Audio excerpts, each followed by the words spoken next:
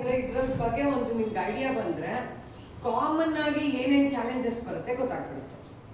Magnesium ಕಡಿಮೆ ಆದಲ್ಲಿ first problem start ಆಗೋದು constipation. Every day motion clear ಆಗದೆ ಇರೋದು.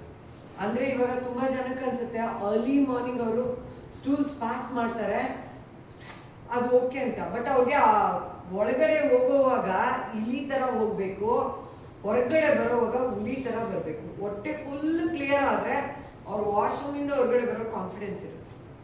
ಇಲ್ಲಾಂದರೆ ಏನೋ as it is one more day ಅಂತ ಹೋಗುತ್ತೆ. So that feel should be that every day. ಅದು ಆದಮೇಲೆ ಇನ್ನೊಂದು ಏನಾಗುತ್ತೆ ಅಂದರೆ ಮಸಲ್ ಕ್ರಾಂಪ್ಸ್ ಜಾಸ್ತಿ ಆಗುತ್ತೆ. It may be any place, ಹೇಳಕ್ಕೆ ಬರಲ್ಲ. ಸ್ಪೆಷಲಿ ಇಂಥ ಪೋರ್ಷನ್ಸಲ್ಲಿ ಜಾಸ್ತಿ ಕ್ರಾಂಪ್ಸ್ ಆಗುತ್ತೆ, ಆಯಿತಾ? ಅದು ಆಗೋದು. ಅದ್ರ ಜೊತೆಗೆ ಹಲ್ಲು ಉಳ್ಕಾಗೋದು, ಟೂತ್ ಡಿಕೆ. ಹಲ್ಲು ಉಳ್ಕಾಗೋದಕ್ಕೆ ಚಾಕ್ಲೇಟು ಇದೆಲ್ಲ ಅಲ್ಲ. ಹಾಂ, ಇದೆಲ್ಲ ಅಲ್ಲ. Actually magnesium deficiency. ನಾವೇನು ಚಾಕ್ಲೇಟ್ಸ್ ಅದ್ರ ಜೊತೆಗೆ ಓವರ್ ಆಲ್ ಆಗಿ ಡೆಂಟಲ್ದು ಪ್ರಾಬ್ಲಮ್ಸ್ ಬರೋದು ಮೆಗ್ನೀಷಿಯಂ ಡಿಫಿಷಿಯನ್ಸಿ. ತುಂಬ ಎಲ್ಲೋ ಟಿಕ್ಸ್ ಇರುತ್ತೆ ಕೆಲವ್ರಿಗೆ. ಆ ತುಂಬ ಎಲ್ಲೋ ಟಿಕ್ಸ್ ಬರೋದನ್ನು ಮೆಗ್ನೀಷಿಯಂ ತುಂಬ ಡಿಫಿಷಿಯನ್ಸಿ ಇದ್ದರೆ ಒಬ್ರೊಬ್ರಿಗೆ ಒಂದೊಂದು ಥರ ಬರುತ್ತೆ. ಇದೇ ಬರುತ್ತೆ ಅಂತ ನಾನು ಹೇಳಲ್ಲ. ಒಬ್ರೊಬ್ರಿಗೆ ಇಟ್ ವಿಲ್ ಬಿ ಡಿಫ್ರೆಂಟ್, ಆಯಿತಾ? ತುಂಬ ಎಲ್ಲೋ ಕೋಟಿಂಗ್. ಓಕೆ. ಅದ್ರ ಜೊತೆಗೆ ಏನಾಗುತ್ತೆ ಅಂದರೆ ಇನ್ನೊಂದು ಅವ್ರಿಗೆ ಆನ್ಸೈಟಿ ಇಶ್ಯೂಸ್ ಜಾಸ್ತಿ. ಚಿಕ್ಕ ವಿಷಯಕ್ಕೂ ಬೇಗ ಸ್ಟ್ರೆಸ್ ಆಗಿಬಿಡುತ್ತೆ. ಬಾಡಿ ಪರ್ಫಾರ್ಮೆನ್ಸು ಬೇರೆ ಥರ ಆಗುತ್ತೆ. ಇದ್ರ ಜೊತೆಗೆ ಫಟೀಗ್ ಆ್ಯಂಡ್ ವೀಕ್ನೆಸ್.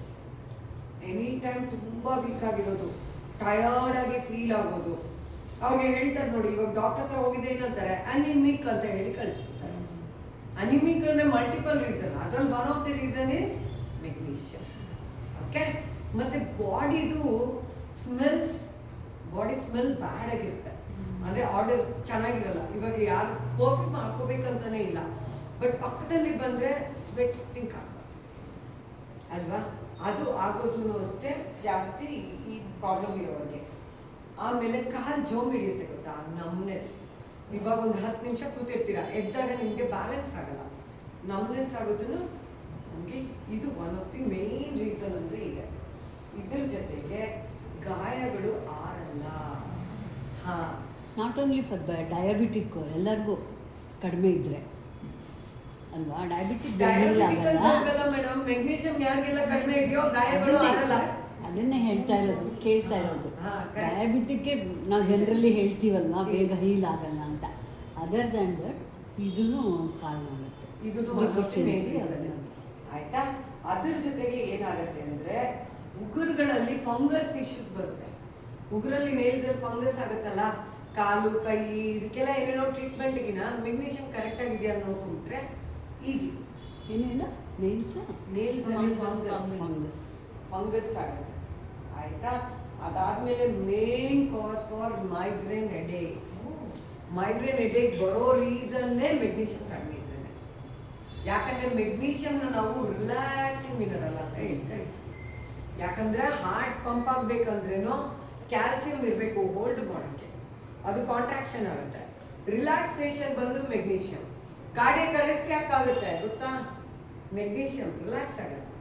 ಹಾರ್ಟ್ ರಿದಮ್ಯಾಟಿಕ್ ಆಗಿ ವರ್ಕ್ ಆಗಬೇಕಂದ್ರೆ ಅದಕ್ಕೆ 0.4 ಸೆಕೆಂಡ್ಸ್ ರಿಲ್ಯಾಕ್ಸ್ ಆಗಬೇಕು, 0.3 ಸೆಕೆಂಡ್ಸ್ ಕಾಂಟ್ರಾಕ್ಷನ್ ಆಗಬೇಕು.